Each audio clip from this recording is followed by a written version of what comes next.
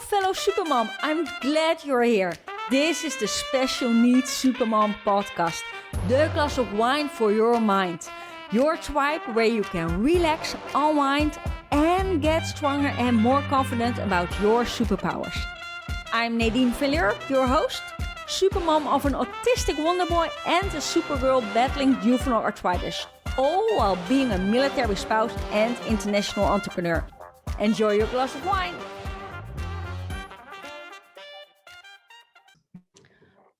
Well, hello, fellow supermoms. I'm so glad you're back on the show. With me today is Jordan Rawlings, and she has a podcast, Or Learn Parkour, and it's basically her and a friend talking live with ADHD. And the first time I listened to it, I went like, oh, so that's why I do what I do. And to be honest, I don't have an official diagnosis, but I recognize a lot of my son in it. And when I was listening to it, I was like, that sounds familiar. Oh, that's why I do what I do. So it was really, it was a feast to listen to. It was such a like homecoming, really. And you're like, oh, I'm not the only one that talks exactly like that. And, you know, people often get tired when they hear me and my younger brother talk to each other because we're loud and we talk with our hands and we're all over the place. But I think we're actually quite engaging and super fun. But sometimes apparently people are like, oh, you have so much energy. So it was so good to listen to somebody that also was like that. But it also really makes you help understand your kid, I think. So I'm going to introduce Jordan, or let her introduce herself, because she has so much info that I think you as a supermom will benefit from, because it gives you a good insight how it is to be an adult with ADHD, but also how it was in her childhood, because this is an interesting fact. She wasn't diagnosed until she was an adult. Mm-hmm. So, Jordan, welcome on the show. Thank you so much for having me. I'm so excited to be here, and I'm so happy to hear that you listen to our show and went, oh, I feel like I understand a little bit more about myself, and I feel like, oh, I'm not alone, because that's exactly why my co-host and I started Or Learn Parkour, is because we were both diagnosed as adults. I was diagnosed when I was 24, I think. So way, way later than a lot of other people. And until then, I did not even know that adult ADHD was really a thing. There's this perception of it being like, 8-year-old white boys, and that's about it. And I wished so much that there was someone doing like what you do for supermoms and saying like, this is my experience. I'm going to talk about it so that other people know that they're not alone in that. So I was so excited to see what you were doing, and I'm excited to be here and hopefully give a little bit of voice to people who are like, how do I deal with this ADHD person? Like, what is it like on that side? Because that's me, and that's my co-host as well. We both have ADHD and are figuring out what it's like to live with that. Well, can you tell me a little bit more? So you were diagnosed as an adult. So how did that happen? Did somebody suddenly say, really, Jordan, you should, Well, it's funny how it worked out. And I think that it was just like a blessing or an act of fate. I had gone to a therapist after I moved to Chicago. I'm originally from Washington State. And I moved to Chicago after going through school and kind of realizing while I was in college that I was dealing with some mental health stuff.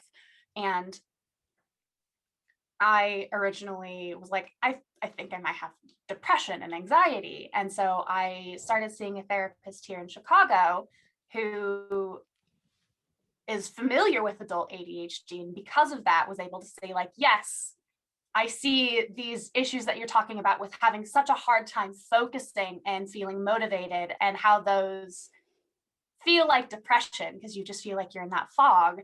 But from what I'm hearing from you, it sounds like you might also have ADHD. So I just miraculously happened to end up with a fantastic therapist who knew to look for that. I had a really easy time in that sense. Yeah. Yeah. So, but how was it that, so she said to you, well, I think you might have ADHD as well. So were you like, really? Or were you open to it? Or were you like... Honestly, yeah. I was like, oh, thank God. That makes so much sense. Like, it was such a relief because, I just looked back instantly at my whole childhood and went, oh, yeah, okay, yeah, okay. Can you give me examples? Can you give me examples of that? You're like, afterwards you're thinking, oh, that was a clue. Oh, that was a clue as well, Oh gosh, so many things. I mean, I was a very energetic child. I was, put in the gifted sort of program because I was really, really interested in reading and writing and doing a bunch of these creative, active things. But I don't think I ever got above a C in any math class I ever took. And looking back on those feelings of like, I'm not stupid. I understand how this works. There are so many problems that I could solve and not know how I did it.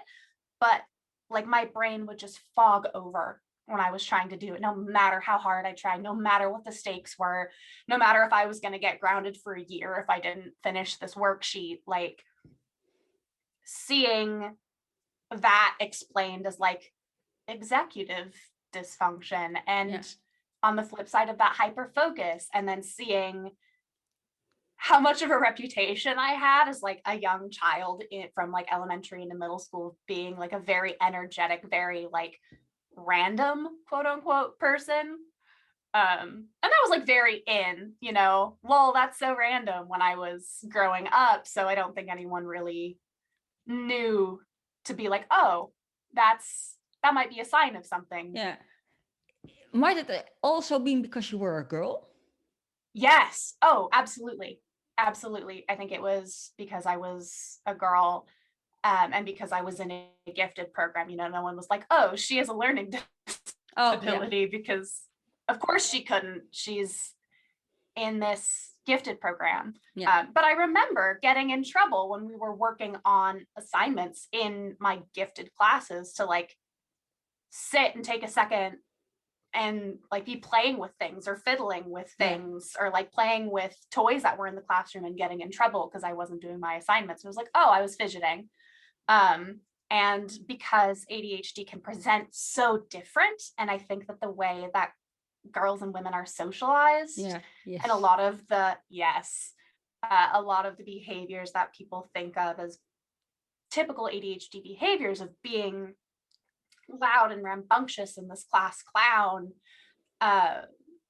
are so frowned upon in girls. Like, that's not ladylike. That's not how girls behave. So it's really common.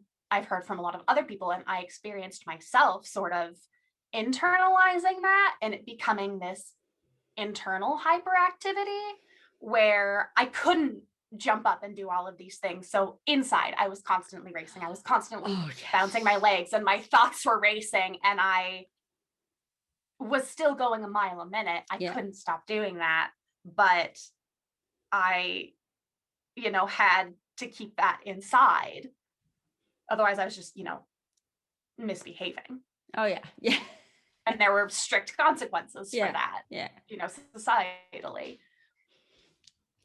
So you got this diagnosis when you were an adult. How did your parents take that? I wasn't sure how they were going to respond, but funny enough, my mom was like, oh yeah, that makes sense. I feel like that a lot too, which is funny because ADHD is, there's still a lot of things we're figuring out about it, but it can be genetic. So hearing them be like, oh yeah, that makes a lot of sense was like kind of a relief. Well, I can imagine what you said, you see it sometimes in the family line. And we always joke that my oldest in the show, I call him Wonder Boy. So he's now 17. Mm-hmm. And we always say that, the autism part is his dad, and the active, really creative, but always all over the place and not being able to shut our brain. And that was so interesting when I was listening to your podcast show about sleep. And I went like, because I can't, for the mindfulness, blah, blah, blah. And it can help, but me and my son always get energetic in the evening.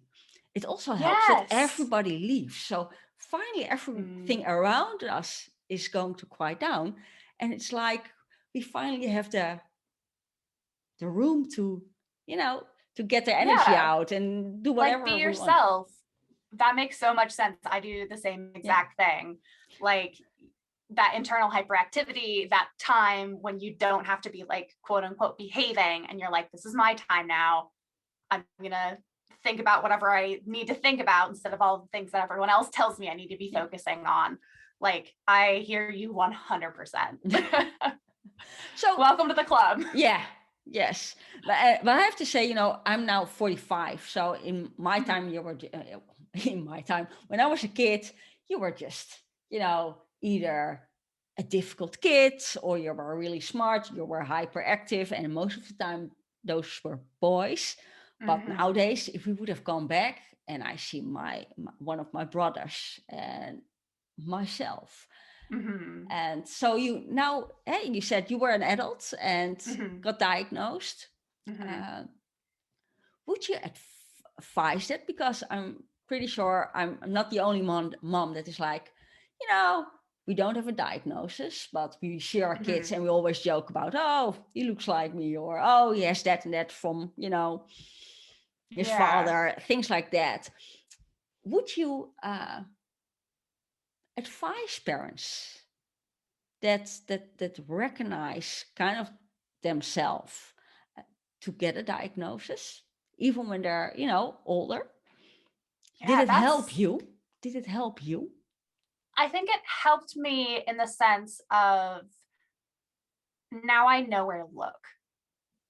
I mean, it helped me too in the sense that, like, for me, medication, ADHD medication really does help. So because of the way that works in the States, I have to get a diagnosis to be able to get that controlled medication. Or if you're going through school or something and you need an IEP, like, I'd say that's when going for a specific diagnosis is helpful.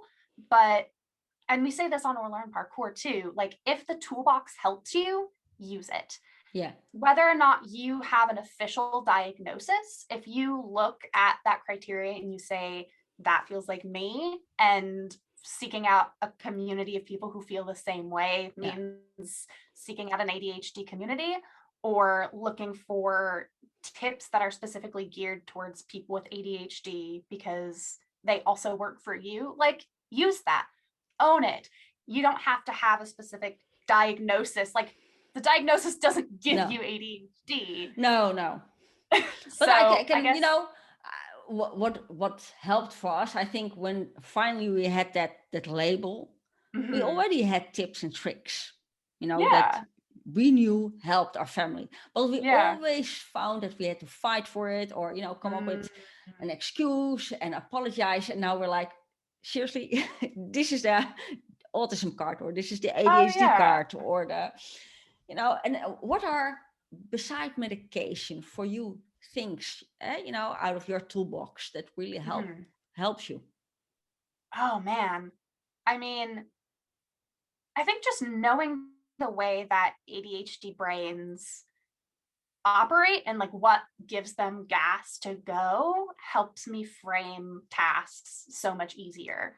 Like, I know that I need a certain amount of input when I'm doing something. So if I'm, reading a book and I'm having a hard time paying attention, I'm like, oh, this isn't quite stimulating enough. I'll turn on some music so I'm getting another sensory input. Or I will I work from home right now and I have a drawer full of fidget toys.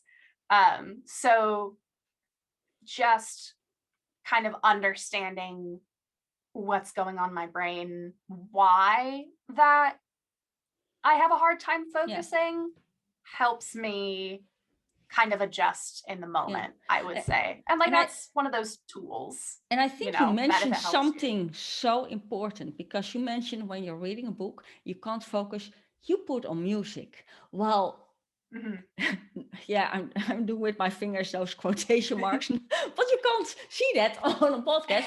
But often you hear, and now that's why I use quotation marks, normal people or people without ADHD are like, oh, if you can't focus, you have to, no music, no noise, no distraction. Well, we know with our Wonder Boy, he has music on all the time because it kind of numbs his brain. Yeah. Yeah. So I found it, but I never really realized that it took us years before we could have kind of understand it. But now I hear you talk about it. I'm like, oh, wait, that's actually, and it's, I mean, kind of the intro over the top blah, blah, blah, blah, blah, explanation that I have heard of it is the ADHD brain is usually lower on dopamine than other brains. And so the lack of focus is your brain constantly trying to seek out a source of input and a source of dopamine or whatever brain chemicals it is, because you're understimulated. And so it's jumping from thing to thing, trying to say like, this isn't enough. So when you add a little bit more to that, then your brain stops jumping around. So that's kind of the basic way of explaining it that I find to be helpful, and like figuring out what to do for myself. But like, so do you see that in like you or your son? Does that make sense? Well, I see it, like I said with my son, that it helps him. He always does several things at the same time. And I'm like, how can you, because if I have to do a certain task, I can't have noise around me. I can't, because I get distracted so easily. The moment I hear some music, I don't know, the music takes me back, or the music, reminds me of something, things like that. But I do know that if I have to, I'm a technical copywriter. That's my day-to-day business. So, I basically help, to ungeek a text. so the non-nerd understands it. But if I have to really concentrate on it, I realized, I think I didn't realize it. I just do it. I just never connected the dots. But it helped me to first do, I don't know, some exercises. So there's some energy out of me. So, some crunches or leg lifts or jumping jacks. Jumping jacks are great. Yeah. Because after that, it really helps me to afterwards concentrate on something. Yeah, that makes so much sense. And it's cool that you are kind of using that tool in the same way to find out what works best for you, of like, I'm going to get those good chemicals going in my brain first. Let's go. So that makes total sense. So how do you now, if you are at a party or a really crowded situation, can you function normally? Well, normally, without, having, because I see with my son, sometimes he just needs to, there's so much stimulation, it drives him nuts, especially when he was a kid. It was just, meltdown. You could see the meltdown coming. And our trick when he was a kid was just, and it was before his diagnosis, we just knew he needed some downtime. Yeah. And it was an great excuse for us to just sneak out of the house from a family party and just that's a win-win. Walk around the block. And then afterwards we charged and we could handle it again, and he could handle it again. Do you find it as well? Is that something you have as well, or not so much? Or that after a busy party or a busy thing that you really drained because it cost so much energy? Sometimes. I think it depends on the situation. Everyone kind of has their like, this is the peak amount of socialization I can take, and this is the minimum I need. But in terms of like input or stimulation, I do well with a lot of it. I got a theater degree. I'm an actor and a theater maker and a writer here in Chicago.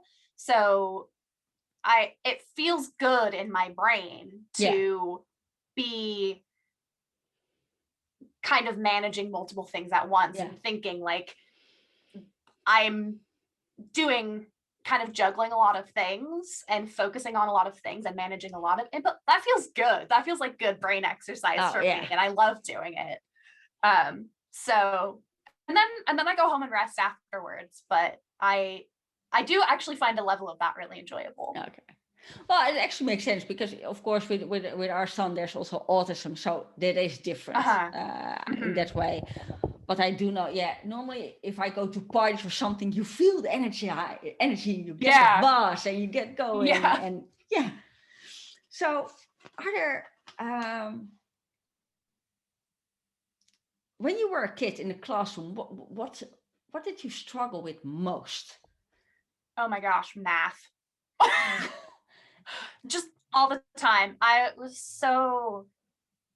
It's just not the way that my brain works. Like I said, I could understand the concept and solve a lot of problems without really knowing how it happened, but the following the rule exactly and the taking care of all of the details and carrying all the ones and all of that, just never my thing. And I know too, I was such a big reader as a kid. Like, I'd go take 15 books from the library every time I went. I was breaking the reading assessments when I was in elementary school. So I think part of it too was like, I would rather be reading a book. I don't want to do this. I've got this exciting thing. This book is in my desk and I'm ready to read it, and I want to so bad, and I can't even think about this math problem. Oh, yes. Yeah? Oh, yes. Yeah, I you feel that reading. Too? Oh, well, even when I was a kid, but I'm still, to this day, I'm now known for, I don't take the time to really read because I'm always busy. Right. Except when I walk to the bakery. Yeah. So I have this big book, and at the moment I'm reading the latest memoirs of Barack Obama. Oh, so cool. You can see me reading, and well, not with this book, but the amount of times I bumped into a lantern. Oh no! And even when my kids were in the time that my kids were born, those were the times that the Harry Potter novels, the first ones already were out there, but every time, and I would reread the last one to get into the vibe, and I would just not eat and sleep for 2 days. So I could just read the book in one go, because it's hard to focus on anything else once you get locked in there. It's like everything else goes away. Yeah, you could, shut a cannon besides me, and I would not have hurt you, because I would. Yep. I did the same thing as a kid with like cookbooks. I would sit down and read cookbooks cover to cover like that. Oh, wow. Yeah, I was a big food nerd as a kid. Still am, but I hear you 100%. It's just like the book's it. That's the only thing that exists. So what helped you to get through school?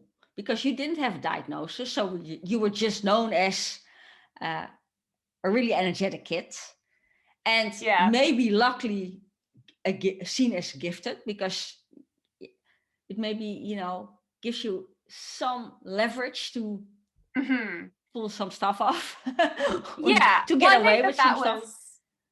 Yes, that was definitely a part of it. I'll be super honest, is like I had this reputation as being like a gifted kid and a smart kid, and then like especially when I got into high school, was in a lot of student leadership type stuff in like the drama program. So I got kind of this reputation as being like a very mature, responsible person, and used that to just take as few math classes as possible. Like I didn't do full-time school my last 2 years of high school. So when I was 16 and 17, my junior year, I was able to do part-time school at my high school, and then my school district, I was really lucky, and they had a technical education program where I went half day and took culinary school classes and was able to get like college credit. It's like a running start type program, if you're familiar with that. Well, it kind of reminds me of young Sheldon. I haven't seen it. No? But tell me about it. Oh, no. Well, it's kind of the spin-off series of The Big Bang Theory. And, okay. Did you ever watch The Big Bang Theory? I saw a little bit of it. I know the concept. Yeah, how can you only see a little bit of it? We're being watched. Here's the thing. My senior year of high school, I was an intern at a national laboratory in Washington State. So I lived Big Bang Theory. Oh, you lived, yeah. I saw those people in real life. Yeah. And for us, it was just like, we was just seeing our son, but then, in a few years from now. And that's why I mentioned young Sheldon, because yes, we have gifted programs, but our school system is totally different than the American school system here in the Netherlands. And he just goes off to college when he's really young. Oh, wow. Okay. So he goes to high school at the time when his brother is in high school, his way older brother, and he goes to, I think, college in the end when he's like, assumed to be like 13 or so. His sister goes to middle school and he goes to college. Oh, wow. Yeah, so that's the next level of, but you had something, so you were allowed to, because you were in a gifted program, to do this extra program, really.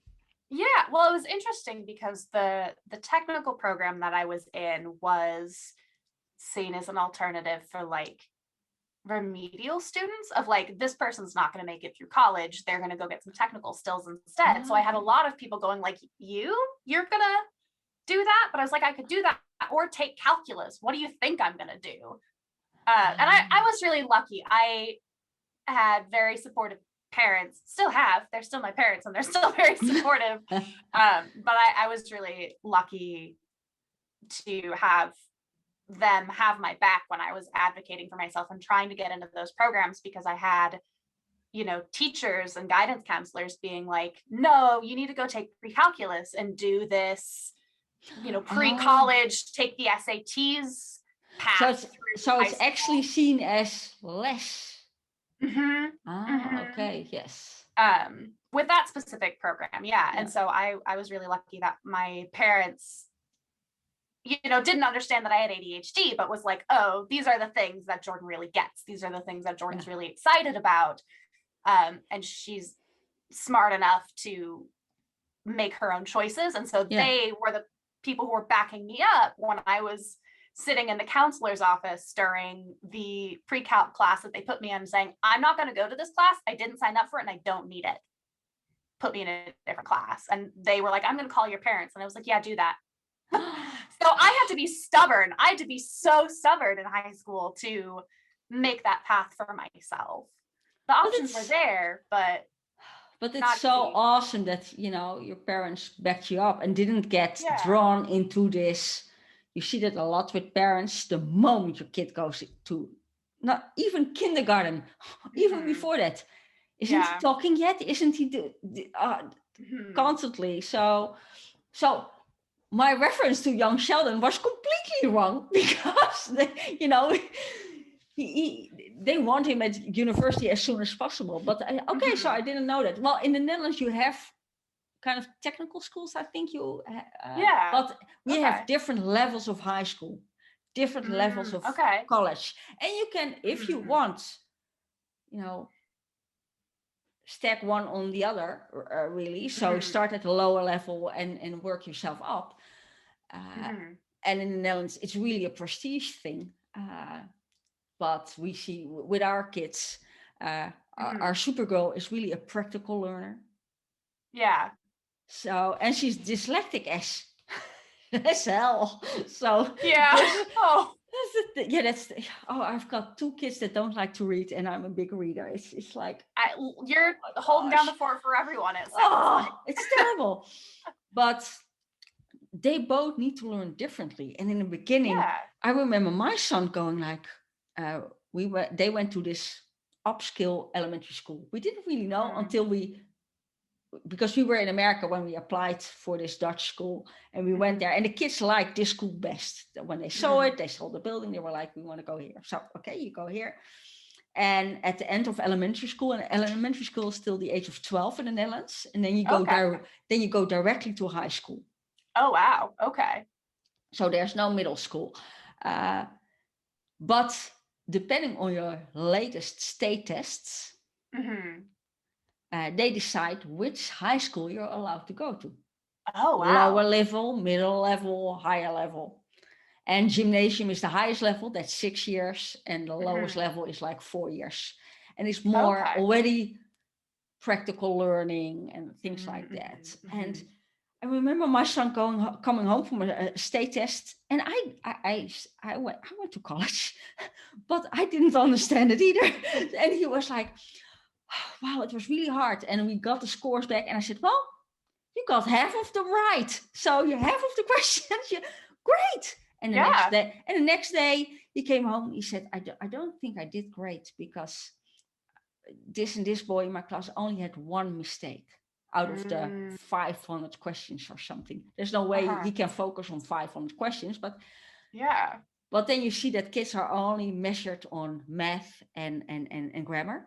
Yeah. Because that's really it. And so he was really depressed and really, and everybody was like, oh, that's too bad. And we were like, but Pepin, never in this test does it state that you're really social, that you're the one kid that always helps the other kids, that you know a lot about, that you are the greatest Lego builder or whatsoever. So thankfully, I think, because we didn't care as parents. Yeah. We just wanted him happy. And that can be stressful and hard enough already, especially if you, and we already had the diagnosis. But we saw parents struggling that didn't have the diagnosis yet. There was something going on. They didn't know what. They just wanted the highest level. The kid went to the highest level of high school and failed miserably. Not because he was dumb or whatever, but it was just not his style of learning. So this one kid now loves to cook, loves to can make the most beautiful things. Didn't go to gymnasium, but way happier in doing what he's doing now. So I think it's so great that your parents backed you up and they were like, no, this is the best way for her. She can handle that. Yeah. I feel so lucky that, even if they didn't always understand what was going on with me, they were like, no, we know what she's doing, and we know that she's smart, and we're here for you. And it sounds like your son is so lucky to have someone who understands that it's just a difference in the way that you learn. It's not worse, it's not less valuable, it's just different. I mean, the world needs people who can learn like that and are fantastic at building their Lego sets and thinking in that way, as they need people who love to cook and love to be social as much as they love to, and people who need to do math as well. I think it's going to be a horrible world if we only have professors. Yes. Because, I agree wholeheartedly. The world doesn't run on just professors or just people that, absolutely. I think the world needs more people who can just say, the way that you're thinking about this is different and it's good. So that's really what we're about. We talked about your toolbox, the toolbox of tips and tricks, and maybe medication as well. What are the tools that help you best to leverage day-to-day life, or things that you sometimes like, oh, I better do this now, or wait, what I will. I mean, like insofar as actual things I do, for me, I'm a big lists person. I'm a big calendar person. I am a big writing things down on paper physically so that I have it person. I have to have a calendar that I look at. I have to have a to-do list and just somewhere to dump my brain. Otherwise, I'll just keep thinking from thing to thing to thing. Oh, yes. If it's not on a to-do list, it doesn't exist. Yes. If it's not written down, it's gone. Yes. That doesn't exist anymore. I so feel that.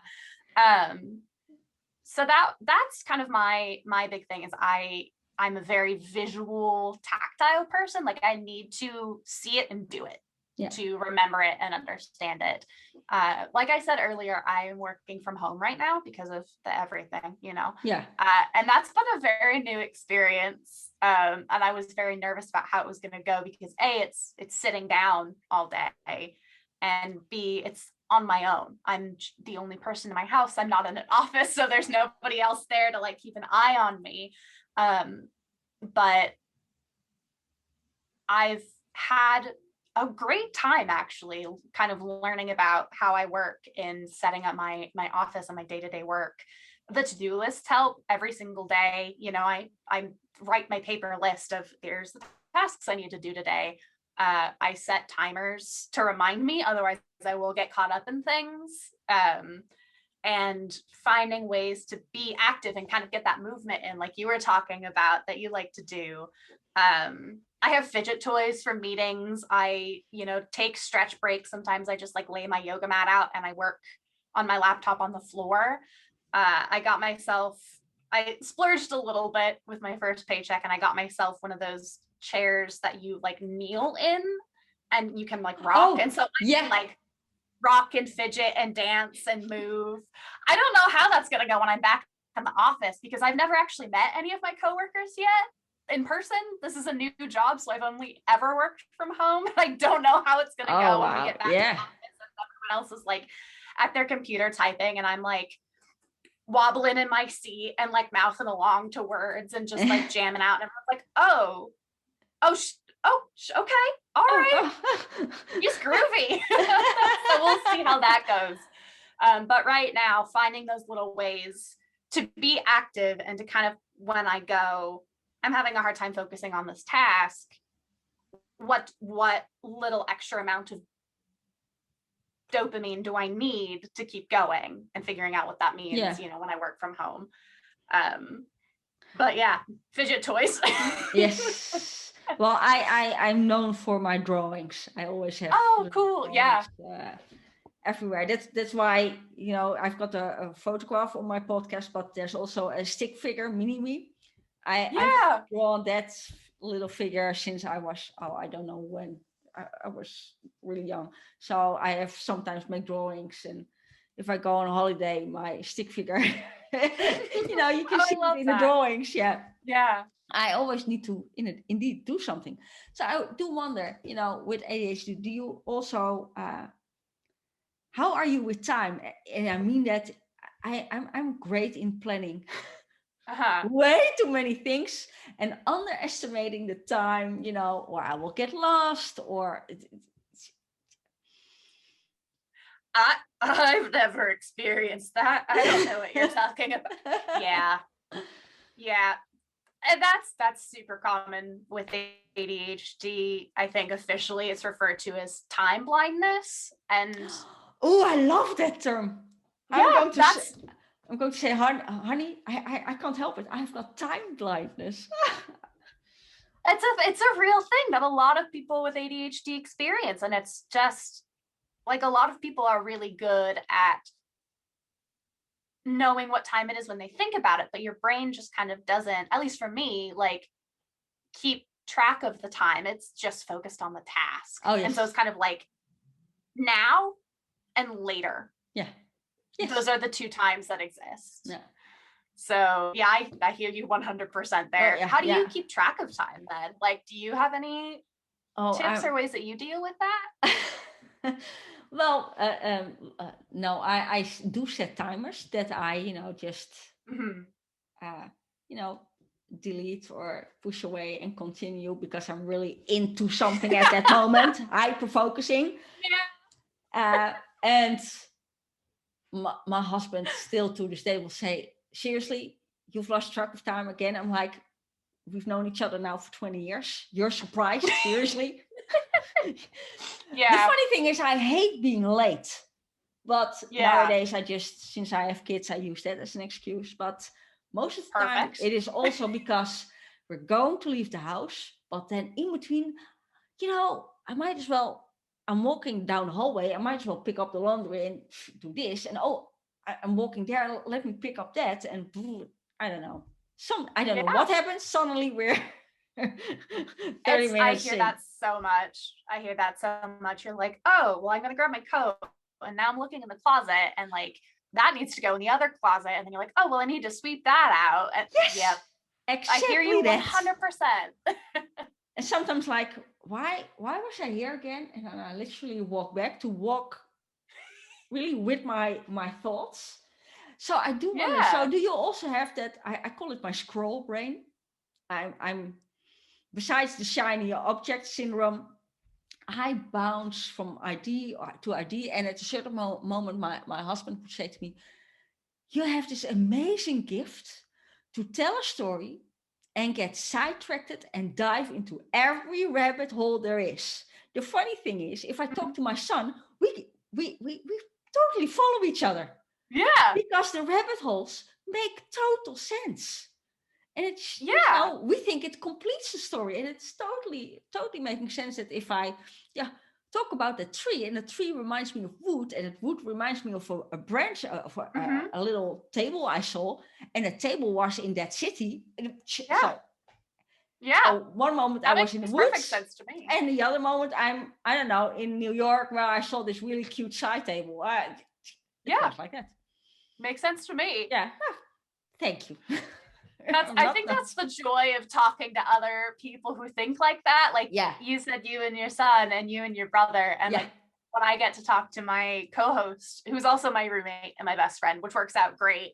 Yeah. And, I'll pop in to be like, hey, do you want to scoop the cat box and take out the trash tomorrow? And then, 2 hours later, we're like, no, but here, that's the reason that the end of Pacific Rim is like that. And it makes perfect sense. We're tracking it, but, me and my son are your really... brain just bounces. Yeah, and me and my son have that with that getting, really track something down. We have that with Marvel. So we're now constantly thinking, okay, we're watching now Falcon and the Winter Soldier, and just speculating about why every little detail and every little thing, and what the story behind this will be, and the connection behind that. And we have the most awesome conversations that nobody can follow, but it's really great because we pay attention to the detail.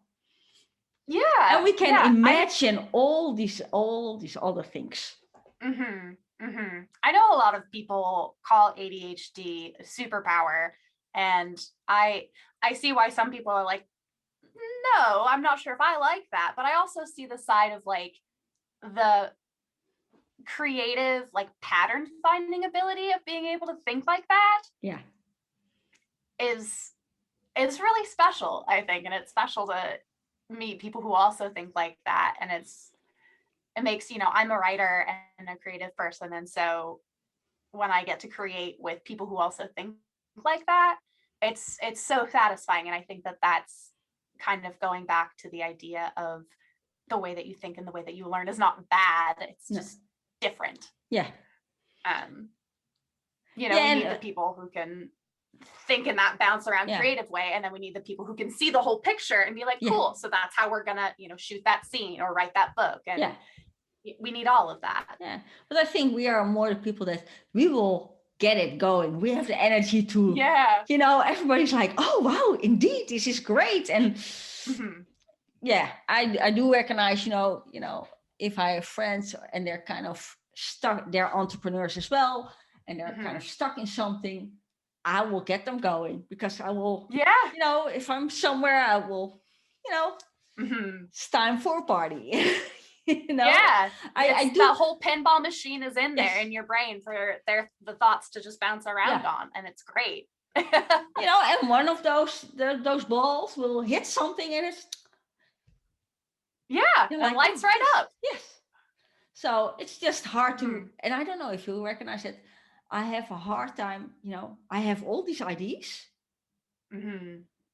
but after the idea and the initial thing, the finishing Mhm. it, Yes. it's way more fun to start something new than to, be busy with the final details too.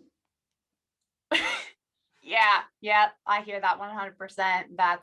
I hear that from a lot of other people with ADHD. Like the big picture stuff is so Yeah. fun, and then the details are just like, this part's not fun anymore, Yeah. so I'm gonna stop. And there are already other ideas in your head going like, oh, Mhm. don't forget about this And that's and so this and much this. more fun. Yeah, Yeah. that starting that big idea and doing the fun creative part of a new thing is so much more Yeah. fun than wrapping up the details and the boring stuff of another. So like, we're just gonna do that. I hear that so much. But so you said, you're an actor and a writer and, a theater maker. Mhm. But you also, so a lot of creativity, well, all your creativity, you can, put onto paper and take it to the stage. Mhm. When you're in the process of writing something, do you also have to, set an alarm if you have to keep on track and make sure you don't hyper focus on something? Oh, definitely, definitely. That's been, I think, the biggest challenge and also the most rewarding part of my education when I studied theater, because that's what I ended up getting my degree in, is figuring out that that's the way that I work, and then figuring out how to work with that instead of against it, because there's a lot of ideas about how you should be creative and how you should have a process. Um, and some of those work for me and some of those don't. And I know that I've found, and a lot of other folks with ADHD, I've heard, I, can't speak for everybody, but like figuring out how to build a routine, because routine is really great for ADHD folks, even though we hate it a lot of times. And building an accountability. Like I have a writers Yes. group that I write with, and we all just get on Zoom at the same time and work on our own thing. But having the Yes. accountability and somebody else there to keep you on track, so helpful. Yes. So That's, helpful. yeah. I've got an accountability partner as well. And it really helps because, Oh, fantastic. and I'm great in, keeping deadlines for of Mm-hmm. course, my clients, but if it's Mm-hmm. a project, it's late here, project for just me, Mm-hmm. uh, I Yeah. either tend to go overthink or take too much time, and it helps Mm-hmm. then indeed to.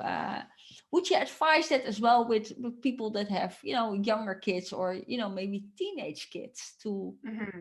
uh,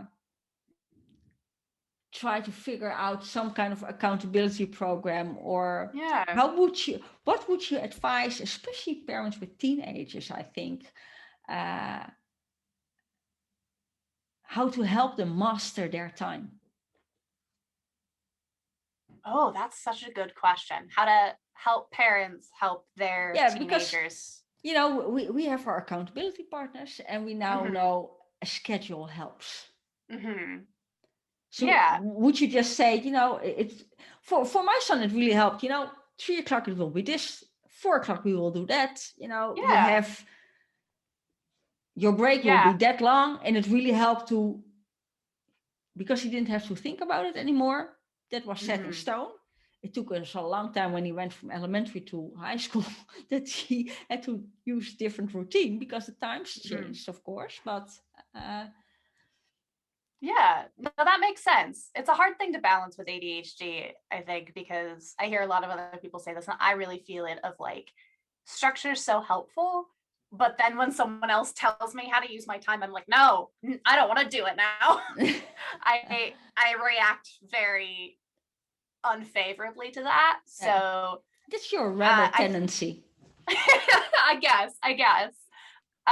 But if you can pair routine, because I think you're right, the way you said, like, he doesn't have to think anymore. It No. frees up more brain space to do the things you actually have to do.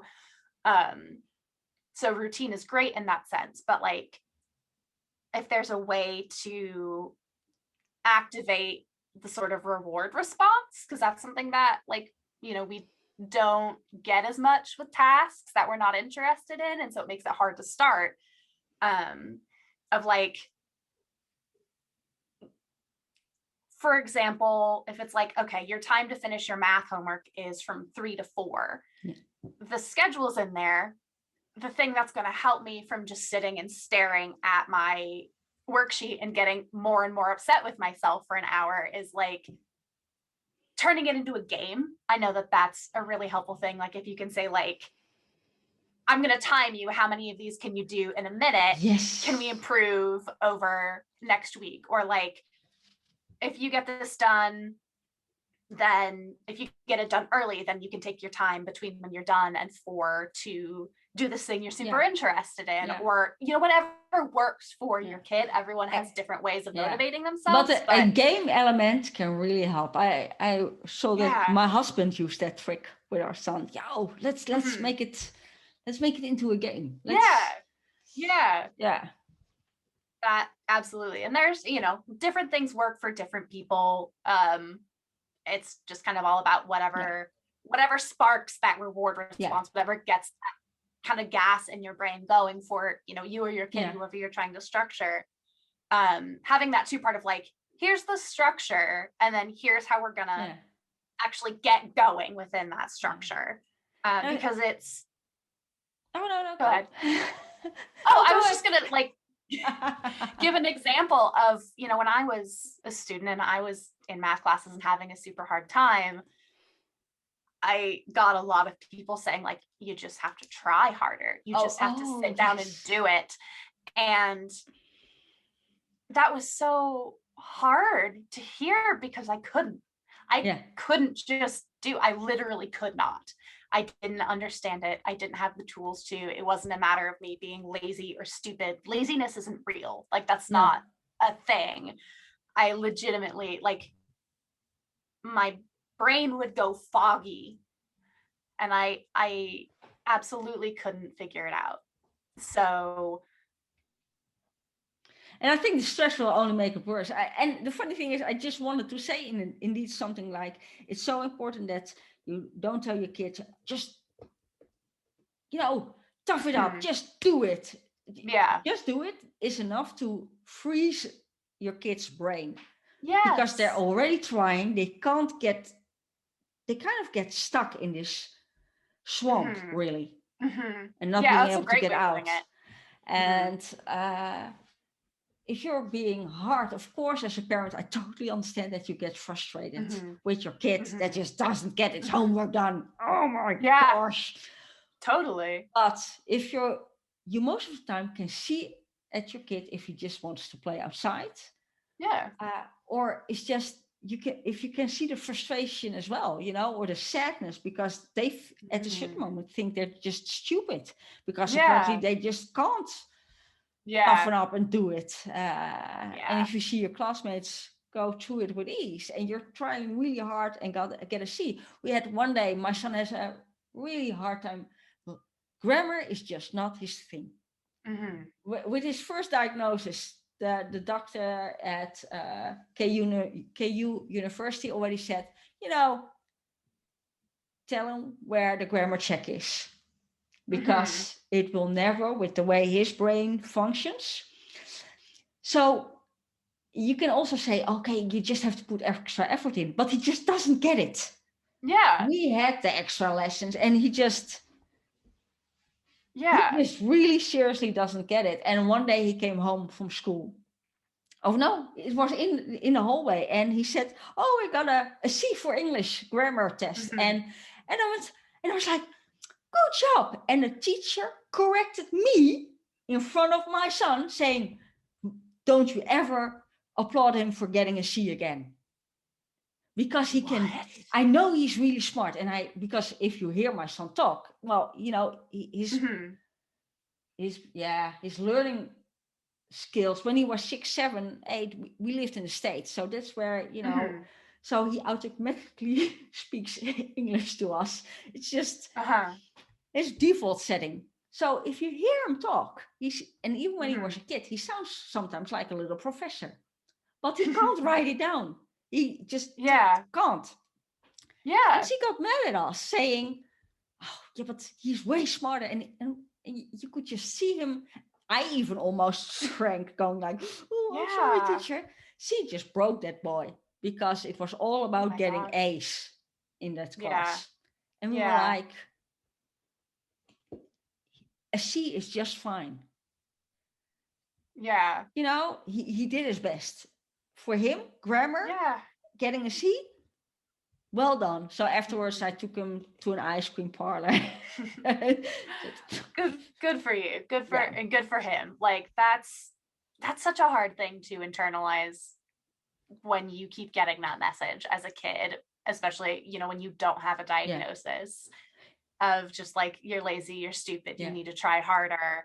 Everyone else can do this. Why can't you? But like, you can sit in your car and slam on the gas as hard as you want. If there's no gas in your car, you're not going to go anywhere. No.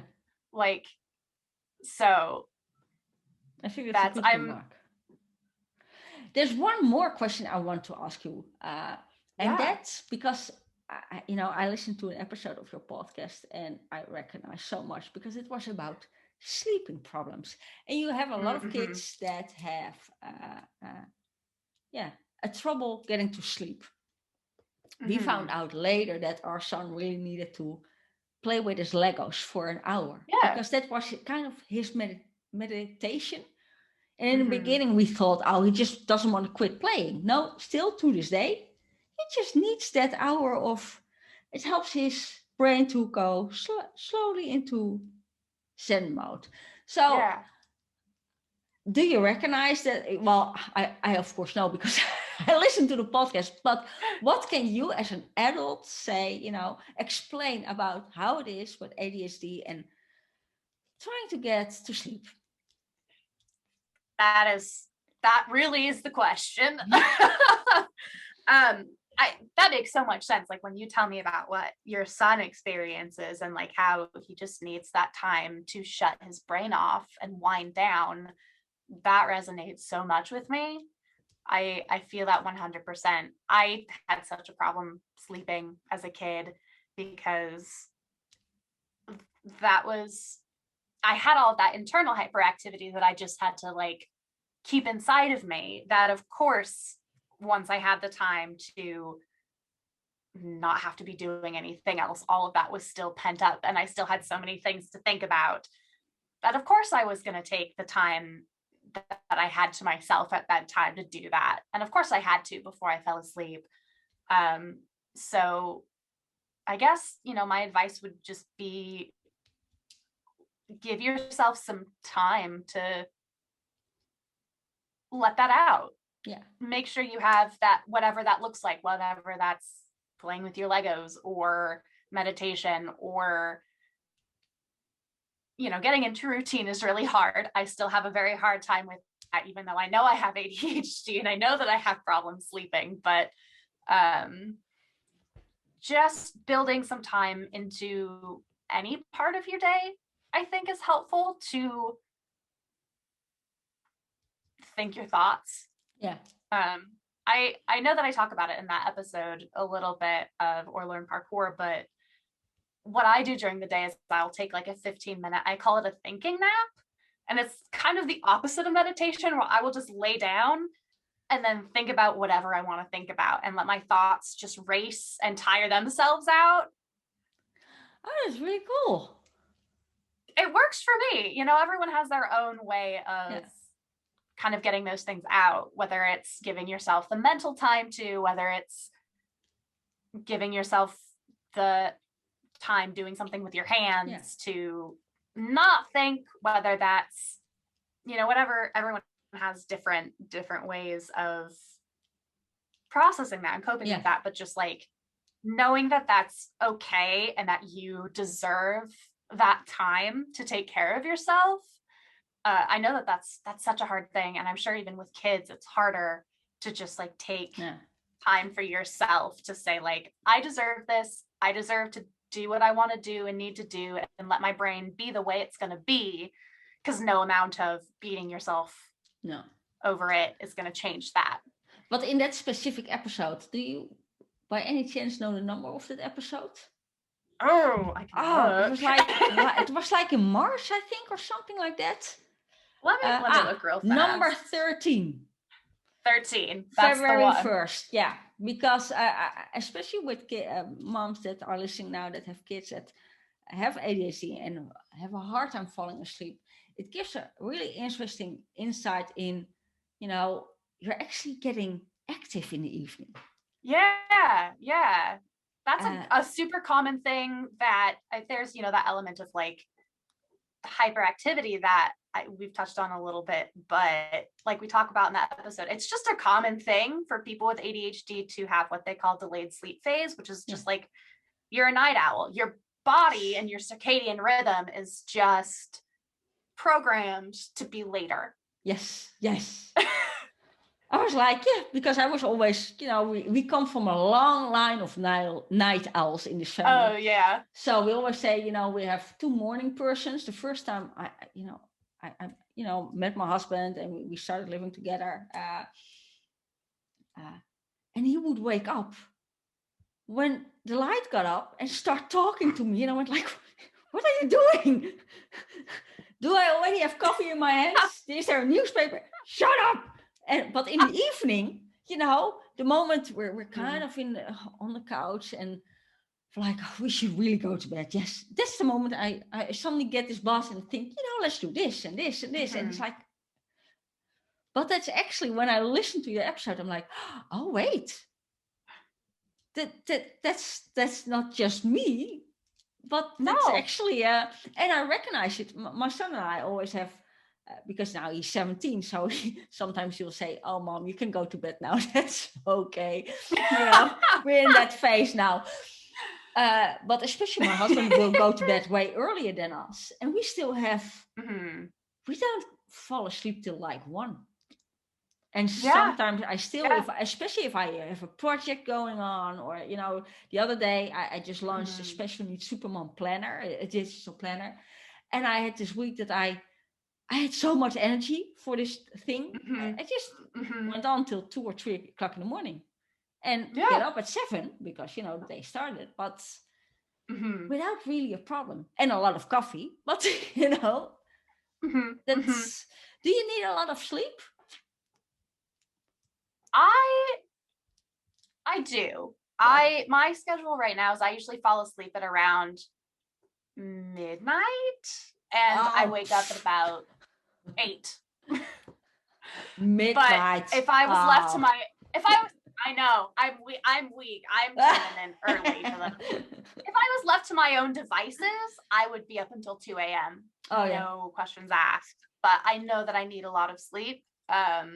So I either try and get to bed that early or just give myself permission to take, even if it's a 5 p.m. nap. I know that that's my lull of the day instead of having like an afternoon slump. Yeah. It's like 5, 6, 7 o'clock. I'm just like, this is not my productive time. And I know that time's going to be later. So even if this is not a quote unquote correct sleep schedule, like I'm not built like that. So I'm going to take a nap at 5 so I can stay up until 1 or 2 when I'm actually going to be able to do what I want to do. Yeah. And then I have to wake up at 8 to get to work. But, it's just different. Yeah. So like you said, so tips for you. It's good to realize for parents that there is this energy burst in the evening. It's quite normal. So it's really important that you can't say to a kid with ADHD, we're still downstairs, everybody's watching telly or doing a game or whatever, and then say lights out in half an hour. It's, I think, impossible. If you're still in this active mode and then suddenly within half an hour you should be calm and back to sleep. So I think it's really important to, give parents a tip to let your kid take the time. And that means perhaps playing with his toys to wind down. And you also mentioned a meditation. We used a meditation app for my son when he was younger, by Andrew Johnson, and it's called the Relax app, I think. He has a whole bunch. But he has this really heavy accent. Mm-hmm. And so it's really, he's Scottish or Welsh, I don't know. So I'm offending either one of those two people. But because it's a really heavy, low voice, it really helps him. And I actually heard from a professor, he said a lot of parents nowadays are dead set against using your phone till you go to bed. But I've also heard that those little YouTube videos can actually help overactive minds, Yeah, slow that makes down, sense. because it's in that way numbing their own brain. Yeah, that makes so much sense. And to what you said about like letting them have some time to play with their toys or do an activity that normally is like a bedtime no-no, or like isn't going to let people to go, isn't going to let your kids fall asleep. With an overactive or more active, it's not a bad thing, brain, that's going to be so much more effective for a lot of people than just being like, go to bed. Because I know for me as a kid, then I would just lay in bed and stress myself out because I couldn't make myself go to sleep, and it would wind me up even more. Didn't you have like, I used to have how do you call those things? A flashlight? Yeah, and then a flashlight. Would read under the bed or doodle under the bed or make all these theater, especially when I was younger and I had all my cuddle toys. I would come up with a theater act for all my stuffed animals until I heard the staircase and I'm like, oh, somebody's coming up the stairs, lights out. Sorry, Mom and Dad, if you're listening to this, I did the same thing so much. Just like hide it under the pillow real fast. But it's good to realize for parents with overactive kids that something that you would normally think, oh no, but it's just a bedtime story, it might not be enough to calm your kids down. So it might be counterintuitive, really. So you should try something that can help them divert their brain, really. Yeah, that makes a lot of sense. You use meditation, you said? Sometimes I use meditation. I think I'm kind of in the same boat where the things that help me go to sleep, the more that I look into it, are like the things you shouldn't do before sleep. Like I get on my phone, and that's when I do most of my social media of the day. Because it's just that kind of like, this is my time. Yeah. I can stretch, I can, do all of these things that I'm, not supposed to be focusing on through the rest of the day. And that helps me feel less anxious about what I need to do or what I need to not be doing. But yeah, I think that that's the number one thing that like being diagnosed with ADHD has done for me, is like given me the permission to say like, it's okay if I work a little bit differently. Yeah. It's okay if I'm going to fall asleep later and have to take a nap. It's okay if I'm going to be on my phone before bed, even though they say that they shouldn't, because whatever the blue light's doing is counteracted by how well that calms me down. Yeah. And just saying like, it's okay if I'm going to operate a little bit differently. Yeah, it is. For me, it works. I actually sometimes do a workout before I go to bed. That's a big no. That's a big no for, if you read about, you should never exercise just before you go to bed. Well, it can really help me. Yeah, that makes sense. So I know a lot of people have kind of a flipped reaction to things like that, where like if you exercise, then you get enough dopamine that your brain can stop searching for things to give you that, and then you can calm down and fall asleep. Same thing with like caffeine. A lot of, not everyone, but sometimes people with ADHD like drink a coffee before bed, and then that gives them enough stimulation to kind of bring them up to normal where they don't need to be searching for that all the time. So whatever works for you. Yeah, I have to say, actually caffeine helps me because it also brings me into this, I've got this moment for myself. So it actually helps me calm down. So that makes so much sense. Recognize that.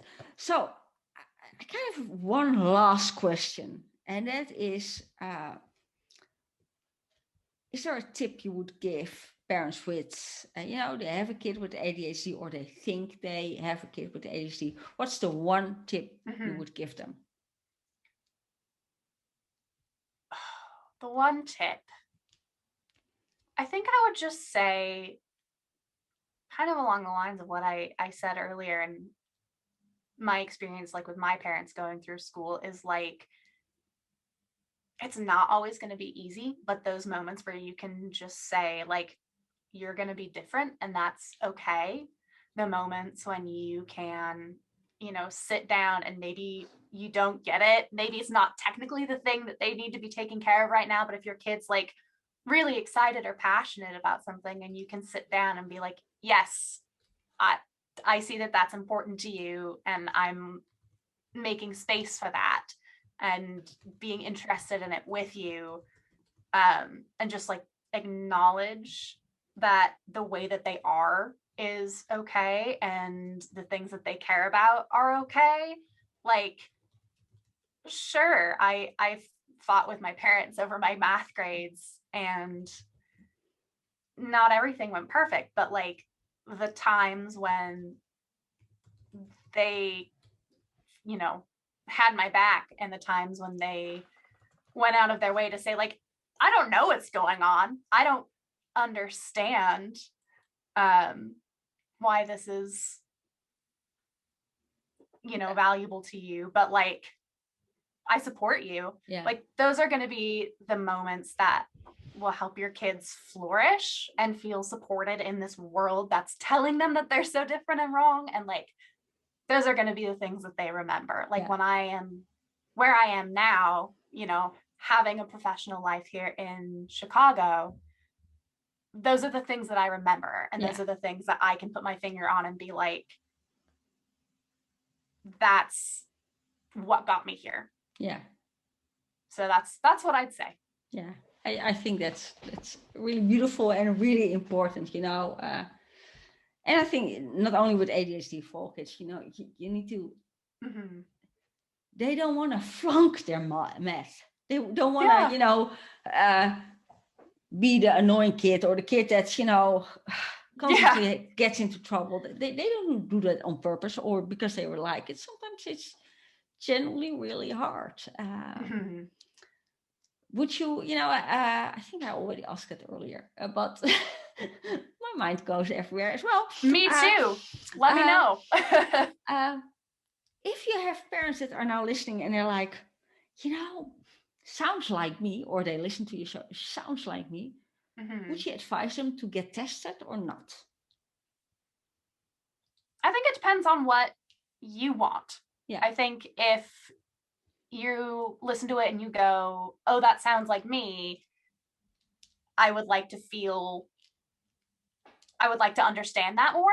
I would like to get more support, then like just start looking, especially for adults in the ADHD and in the neurodivergent community as a whole. Adult self-diagnosis is really common because it's much harder to get a diagnosis. If you are saying, hey, that sounds like me, and I can't access the tools that I need, but I think that would really help, then absolutely go get a diagnosis. I know that it really helped me to get one, but that's because I had never even thought of having ADHD before. No. But also, if you feel like you have ADHD, I guess this is the caveat that I would make, is if you feel like you have ADHD, but it's not accessible to get a diagnosis to you, because I know that it's not. I know that there are listeners to this podcast all over the world, and I don't know how all of your medical systems work, but I know that that's not an easy thing to do here in America. It's not always accessible. You can still be part of the community. You can still use those tools that you can get access to if they help you. Yeah. That is, you have every right to that, and you are welcome in the space, whether or not a doctor says you are or not.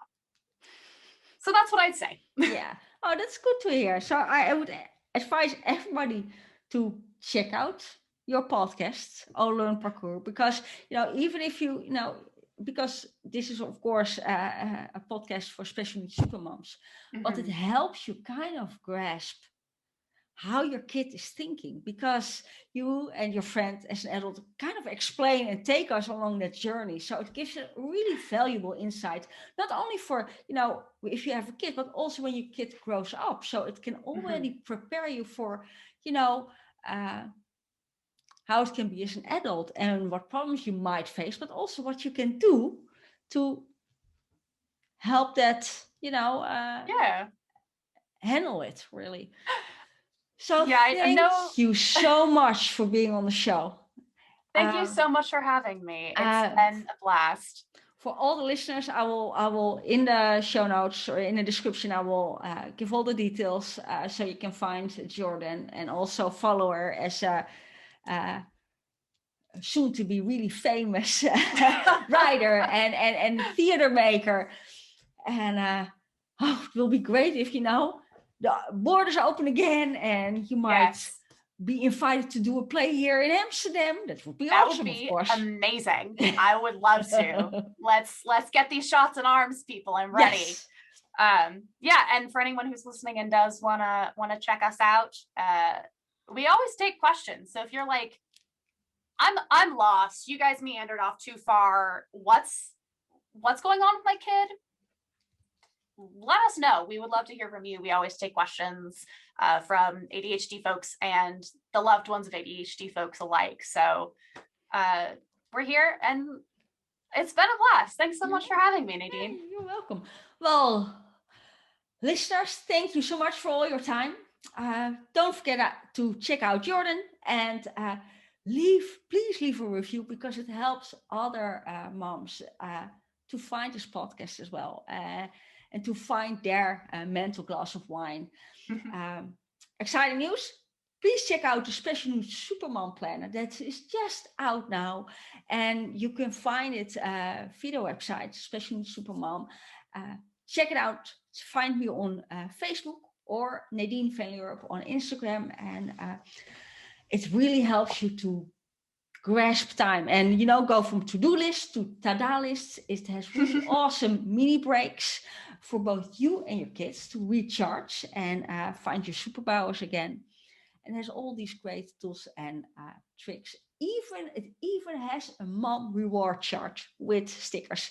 So check it out.